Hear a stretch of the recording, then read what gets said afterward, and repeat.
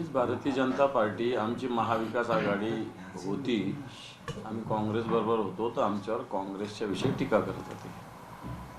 आणि आता हीच काँग्रेस अंबरनाथ ह्याच काँग्रेसबरोबर भारतीय जनता पार्टी अंबरनाथमध्ये सोबत गेलेली.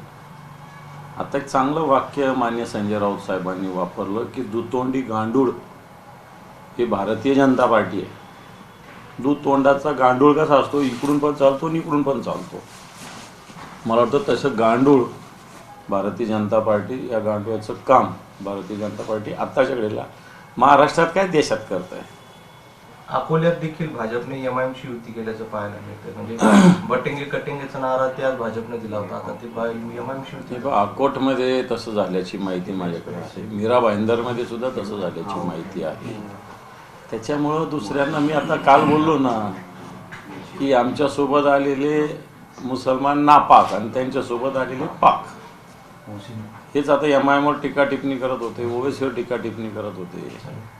आता या ओवेसी बरोबर आता काही ठिकाणी तसं पाहायला गेलं तर ओवेसी त्यांच्यासाठीच काम करतात. याच्यात काही दुमत असायचं काही कारण नाही. परंतु आता उघड सोबत काम करायला त्यांनी सुरुवात केलेली हे अकोट मीरा भाईंदर याच्यावर दिसायला लागलेलं आहे. भाजपला शिंदे आणि अजित पवारांना बाजूला करायचं आहे. ते टप्प्याटप्प्याने करतील. पहिला टप्पा कुणाचा आहे ही निवडणुकीनंतर कळेल, असा मोठा दावा विजय विट्टेकरांनी केला. काही चूक नाही, बरोबर बोललेले. भाजप यूज अँड थ्रो अशाच पद्धतीनं वागणारी पार्टी आहे. त्यामुळं दोन्हीपैकी एकाला तर ते निश्चित येणार का. त्यांना आता ज्या पद्धतीनं टीकाटिप्पणी झाली म्हणजे हे दोन्ही पक्ष त्यांच्यावर ओझं झालेलं आहे, हे तर भारतीय जनता पार्टीच्या नेतृत्वाच्या बोलण्यातून दिसतं. भले ते प्रदेशाचे अध्यक्ष असतील, नाही तर राज्याचे मुख्यमंत्री असेल किंवा ज्येष्ठ मंत्री असेल, हे सगळे लोक ज्या पद्धतीनं आता शिंदे गटाविषयी किंवा अजितदादाविषयी भूमिका व्यक्त करतात किंवा तेही अजितदादासुद्धा ज्या पद्धतीनं भूमिका व्यक्त करतात, हे सगळ्या जर गोष्टी बघितल्या तर यांना आता हे ओझं वाटतंय आणि हे ओझं लवकरच ते कधीतरी हलकं किंवा उतरवून टाकतील अशा प्रकारची स्थिती महाराष्ट्राच्या राजकारणात आहे. विधानसभा अध्यक्ष राहुल नार्वेकर यांच्यावर निवडणूक अधिकाऱ्यावर दबाव टाकल्याचा आरोप होत होता. आता या सगळ्या प्रकरणात याचिका देखील दाखल करण्यात आली. निवडणूक आयोगावर दबाव तर टाकलाच, पण उमेदवारावर टाकल्याचं सुद्धा मी माहिती घेतली. एक तेजल पवार नावाची एक भगिनी तिथं उमेदवार आहे. तिने स्पष्ट सांगितलं काल मीडियासमोर की तिच्या पतीला ह्या लोकांनी राहुल नार्वेकरांच्या कप परेडला राहुल नार्वेकरांच्या बंगल्यावर घेऊन गेले. तिथं मोठी कॅश ठेवली, किती लागते घे असं म्हटलं. पुन्हा एका त्याच्या घरी जाऊन त्याला BMCचे किती टेंडर्स लागतात ते घे म्हटलं.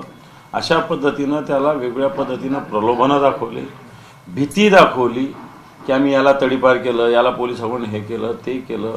या सगळ्या गोष्टी त्या उमेदवारांनी सांगितलेल्या आहे, आम्ही नाही सांगितलेल्या. तुम्ही रेकॉर्डवर त्या बघू शकता.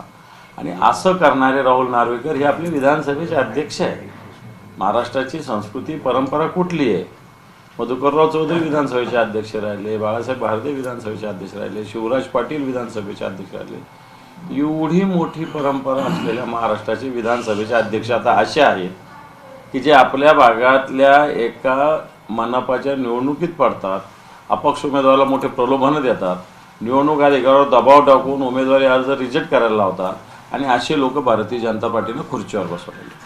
भाजपच्या भगवा शब्द प्रचार गीतास राज्य निवडणूक आयोगाने नकार दिला आहे. अशा पद्धतीने निवडणुकीत वापरता येणार नाही असं निवडणूक आयोगाने. मला नाही माहिती, पण भगवा हा शब्द काय चुकीचा आहे असं मला नाही वाटत.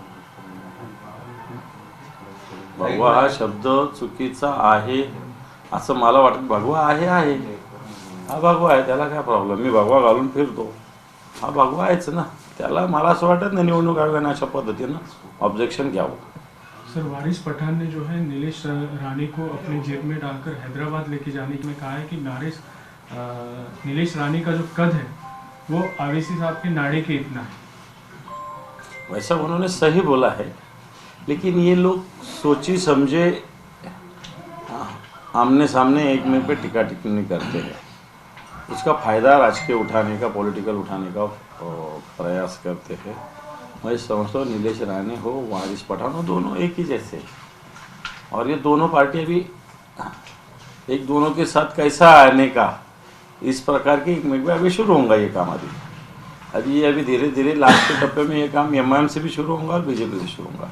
लोगों को ये गुमराह बनाने का काम है। वारिस पठान भी कुछ करता नहीं और नीतीश राणे भी कुछ करता नहीं, सिर्फ बातें करते हैं। सर, पृथ्वीराज चौहान ने एक स्टेटमेंट दिया है कि अमेरिका में जिस तरीके से वेनेजुएला पे मिलिट्री अटैक किया है, भारत में वो अटैक कब होगा और ट्रम्प मोदी को कब किडनैप करेगा? अच्छी बात कही है, लेकिन उसके बारे में मैं कुछ कहूँगा नहीं। ठीक है, मोदी जिस प्रकार अभी राजनीति चल रही है वो समय आएगा, लेकिन उसको अमेरिका की ज़रूरत नहीं, हिंदुस्तान की जनता सक्षम है उसके लिए, ऐसा मैं समझता हूँ। क्योंकि मैं पृथ्वीराज जी जैसा स्टेटमेंट नहीं दूंगा। अमेरिका हमारी जनता सक्षम है, ऐसा कोई हमारे देश में ऐसा कुछ हुआ तो करेगी जनता। ते एमआयएम आणि बीजेपीची बी टीम मोडलं जायचं अकोटमधल्या हे प्रकार नंतर असंच म्हणतात. तसं सुरू आहे. आता बघा, हे विकासावर बोलणारच नाही, हे एमआर टिपाळ करणार आणि एमआयएम यांच्यावर करणार. तसं तर एमआयएमच्या विरोधात यांचे उमेदवार नाही आणि यांच्या विरोधात एमआयएमचे उमेदवार नाही.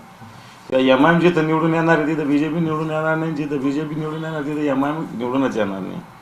पण एकमेकावर टीका टिप्पणी करणार. कारण काय की मग लोकांमध्ये धर्मवादाचं जातीयवादाचं विष पेरणं हे आता प्रोसेस सुरू होणार आहे. मला असं वाटतं हिंदूंनी आणि मुसलमानांनी दोघांनी याच्यामध्ये जागरूक राहण्याची आवश्यकता आहे. एमआयएममध्ये पण मोठी नाराजी पाहायला मिळते. ते तिकडे सोलापूरमध्ये अक्षरशः ओबीसीनं सांगावं लागलं. इकडे संभाजीनगरमध्ये मोठ्या प्रमाणात एमआयएमच्या विरोधात. नाही, आता कोणत्या पक्षाचं अंतर्गत काय बोलणं ते चुकीचं होईल. ज्याच्या त्याच्या पक्षाचा अंतर्गत भाग असतो, त्याच्याविषयी मी बोलणं योग्य होणार नाही. सर, निवडणूक आयुक्त श्री दिनेश वाघमारे हे याआधी वैद्यकीय शिक्षण व औषधी द्रव्य विभाग याचे सचिव होते. ते सचिव असल्याने अधिष्ठाता अतिरिक्त कार्यभार डॉक्टर शिवाजी शुक्रे त्यांच्याशी जवळचे संबंध होते. या कारणाने निवडणूक आयुक्त श्री दिनेश वाघमारे हे कितपत न्यायनिवाडा करतील सांगता येत नाही व याला न्याय भेटेल का याची आपल्याला काय अपेक्षा? त्यामुळे मूळ प्रश्न असा आहे की ते आयुक्तांनी तुम्हाला आणि त्या शुक्रेंना नोटीस पाठवली, तुमच्याकडे खुलासा मागितला. मला कोणती नोटीस आलेली नाही. मला फोन आलेला होता. मी त्यांना सांगितलं की मला रीतसर नोटीस पाठवा, मग मी येईल. विदाऊट नुसत्या फोनवर मी कोणत्याही आयुक्ताच्या जाणार नाही. मला काही जायचा प्रश्न नाही. माझी तक्रार दिलेली आहे मी, त्याची त्यांनी चौकशी करावी. ज्यावेळेस पुरावे लागेल रीतसर माझ्याकडे मागावेत ते मी देईल. नाही तर मी काही असं निवडणूक आयोगाकडं